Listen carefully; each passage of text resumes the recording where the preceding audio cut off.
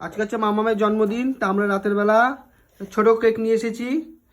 এইদিকে দাও মাম্মাম, মামা একটু হ্যাপি বার্থডে বলে দাও। Happy birthday to you. কার জন্মদিন? আমার। তোমার জন্মদিন? এই কেক কে কাটবে? আমি। কে খাবে? আমি। তুমি খাবা? দাঁড়াও। সোনামা দুপুরবেলা খাবারটাকে সাজিয়ে দেওয়া হয়েছে, আর সোনামা খেতে বসেছে দাদুর সাথে। একটু আধটু খেয়েই তোর খাওয়া হয়ে গেছে, পাঁপড় আগে ওর খেতেই হবে। সোনামা যেখানে বসে কেক কাটবে সেই জায়গাটা সাজিয়ে নিয়েছিলাম, জানি না কেমন হয়েছে, কোনোদিনও সাজায়নি। যাই হোক, চেষ্টা করলাম।